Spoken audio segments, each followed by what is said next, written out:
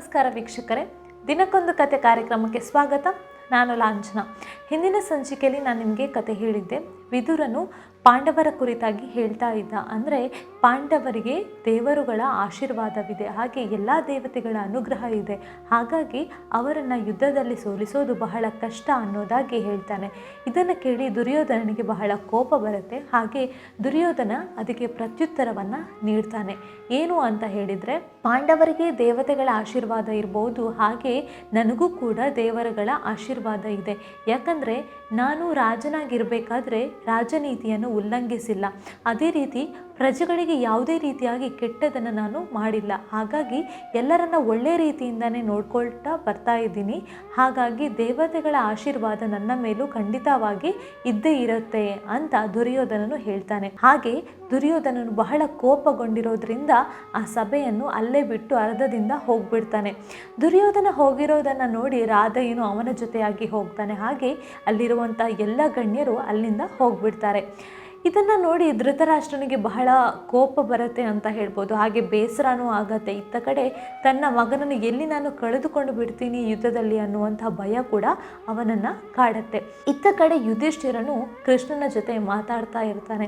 ಹಾಗೆ ಕೃಷ್ಣನಿಗೆ ಒಂದು ವಿಷಯವನ್ನು ಹೇಳ್ತಾನೆ. ಏನು ಅಂತ ಹೇಳಿದರೆ, ನೀನು ನನ್ನ ಪರವಾಗಿ ಹಸ್ತಿನಾಪುರಕ್ಕೆ ಹೋಗಿ ಸಂಧಿಯನ್ನು ಮಾಡಬೇಕು. ಯಾಕಂದರೆ ಈ ಯುದ್ಧವನ್ನು ಮಾಡಿದರೆ ಹಲವಾರು ನಾಶಗಳಾಗತ್ತೆ, ಹಾಗೆ ಹಲವಾರು ಜನರು ಜೀವವನ್ನು ತ್ಯಜಿಸಬೇಕಾಗತ್ತೆ. ಹಾಗಾಗಿ ನನಗೆ ಈ ಯುದ್ಧವನ್ನು ಮಾಡೋಕ್ಕೆ ಇಷ್ಟ ಆಗೋದಿಲ್ಲ ಅಂತ ಯುಧಿಷ್ಠಿರ ಹೇಳ್ತಾನೆ.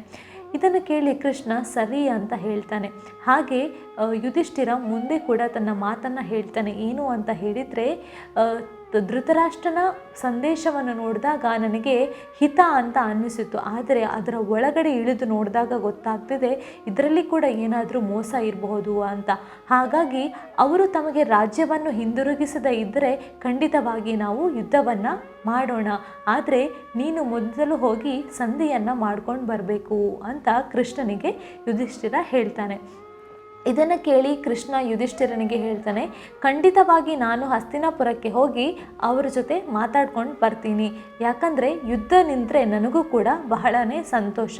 ಹಲವಾರು ಜೀವರಾಶಿಗಳಿರ್ಬೋದು, ಮನುಷ್ಯರಿರ್ಬೋದು, ಅಥವಾ ಹಲವಾರು ನಾಶಗಳಿಗೆ ಕಾರಣವಾಗುವ ಈ ಯುದ್ಧ ನಿಂತರೆ ಯಾರಿಗೆ ತಾನೇ ಸಂತೋಷ ಆಗೋದಿಲ್ಲ ಅಂತ ಹೇಳ್ತಾನೆ.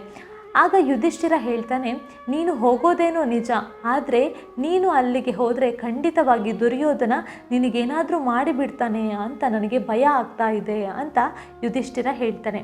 ಆಗ ಕೃಷ್ಣನಿಗೆ ನಗು ಬರುತ್ತೆ. ಹಾಗೆ ಯುಧಿಷ್ಠಿರನನ್ನು ಸಮಾಧಾನ ಮಾಡ್ತಾನೆ. ನೀನೇನು ಚಿಂತೆ ಮಾಡಬೇಡ, ನಾನು ಹೋಗಿ ಅವ್ರ ಜೊತೆ ಮಾತಾಡ್ತೀನಿ.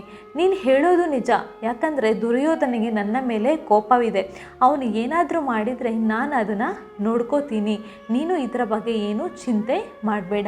ಯಾಕಂದರೆ ಅವರು ನಿಮಗೆ ಎಷ್ಟೊಂದು ಮೋಸಗಳನ್ನು ಮಾಡಿದ್ದಾರೆ. ಹಾಗೆ ಮೋಸದಿಂದ ನಿಮ್ಮಲ್ಲಿರುವಂತಹ ರಾಜ್ಯಗಳನ್ನು ಕೂಡ ತೆಗೆದುಕೊಂಡಿದ್ದಾರೆ.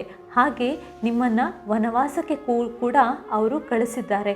ಹಾಗಾಗಿ ನೀನು ಅವ್ರ ಬಗ್ಗೆ ಏನೂ ಚಿಂತೆ ಮಾಡಬೇಡ ಅಂತ ಕೃಷ್ಣ ಯುಧಿಷ್ಠಿರನಿಗೆ ಹೇಳ್ತಾನೆ. ಹಾಗೆ ನೀನು ಹಸ್ತಿನಾಪುರದಲ್ಲಿರುವಂತಹ ಮಹನೀಯರ ಜೊತೆ ಅಷ್ಟೊಂದು ಪ್ರೀತಿಯನ್ನು ಕೂಡ ಇಟ್ಟುಕೊಳ್ಳೋದು ಸರಿಯಲ್ಲ. ಯಾಕಂದರೆ ನಿನಗೆ ಇಷ್ಟೊಂದು ಕಷ್ಟವಾದಾಗ ಯಾರು ಕೂಡ ನಿನಗೆ ಸಹಾಯ ಮಾಡಲಿಕ್ಕೆ ಮುಂದೆ ಬಂದಿಲ್ಲ.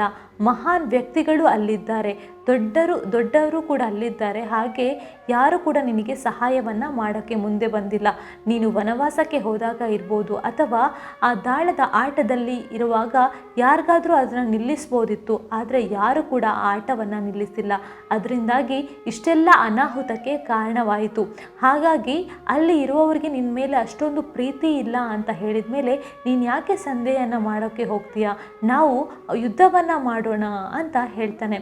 ಆದರೂ ಯುಧಿಷ್ಠಿರನು ಸಂಧಿಯನ್ನು ಮಾಡಬೇಕು ಅಂತ ಒತ್ತಾಯಿಸಿದಾಗ ಕೃಷ್ಣ ಸರಿ, ಖಂಡಿತವಾಗಿ ನಾನು ಹೋಗಿ ಮಾತಾಡ್ತೀನಿ ಅಂತ ಹೇಳ್ತಾನೆ. ಆಗ ಅಲ್ಲಿಗೆ ಭೀಮ ಬರ್ತಾನೆ. ಭೀಮನು ಬಂದು ಕೃಷ್ಣನಿಗೂ ಅದೇ ರೀತಿಯಾಗಿ ಹೇಳ್ತಾನೆ. ಏನು ಅಂದರೆ, ನಾವು ಯುದ್ಧವನ್ನು ಮಾಡೋದು ಬೇಡ, ಹೋಗಿ ದುರ್ಯೋಧನನ ಜೊತೆ ಮಾತಾಡ್ಕೊಂಡು ಬಾ. ದುರ್ಯೋಧನನು ನಮಗೆ ರಾಜ್ಯವನ್ನು ಕೊಡುವುದಾಗಿ ಒಪ್ಕೊಂಡ್ರೆ ಖಂಡಿತವಾಗಿ ನಾವು ಯುದ್ಧವನ್ನು ನಿಲ್ಲಿಸೋಣ, ಇಲ್ಲದಿದ್ದರೆ ನಾವು ಯುದ್ಧವನ್ನು ಮಾಡೋಣ ಅಂತ ಹೇಳ್ತಾನೆ. ಇದನ್ನು ಕೇಳಿ ಕೃಷ್ಣನಿಗೆ ತುಂಬ ಆಶ್ಚರ್ಯ ಆಗತ್ತೆ. ಯಾಕಂದರೆ ಯಾವಾಗಲೂ ಭೀಮನೇ ಯುದ್ಧವನ್ನು ಮಾಡಬೇಕು ಅಂತ ತುದಿ ಕಾಲಲ್ಲಿ ನಿಂತ್ಕೊಂಡಿದ್ದ. ಆದರೆ ಭೀಮನಿಗೇನಾಯಿತು ಇವಾಗ? ಯಾಕೆ ಈ ಥರ ಮಾತಾಡ್ತಿದ್ದಾನೆ ಅಂತ ಕೃಷ್ಣನಿಗೆ ಕೂಡ ಆಶ್ಚರ್ಯ ಆಗತ್ತೆ. ಆಗ ಕೃಷ್ಣನು ಭೀಮನ ಜೊತೆ ಇದರ ಕುರಿತಾಗಿ ಕೇಳ್ತಾನೆ. ಆಗ ಭೀಮ ಯಾವ ರೀತಿಯಾಗಿ ಉತ್ತರವನ್ನು ನೀಡ್ತಾನೆ ಅಂತ ನಾನು ನಿಮಗೆ ಹೇಳ್ತೀನಿ. ಅಲ್ಲಿಯವರೆಗೆ ನೋಡ್ತಾ ಇರಿ ನಯಾ ಟಿವಿ. ನಿಮಗೆ ಈ ವಿಡಿಯೋ ಇಷ್ಟ ಆಗಿದ್ದರೆ ಲೈಕ್ ಮಾಡಿ, ಶೇರ್ ಮಾಡಿ ಮತ್ತು ಕಮೆಂಟ್ ಮಾಡಿ. ಹಾಗೆ ನಯಾ ಟಿವಿಗೆ ಸಬ್ಸ್ಕ್ರೈಬ್ ಮಾಡಿ. ನಮಸ್ಕಾರ.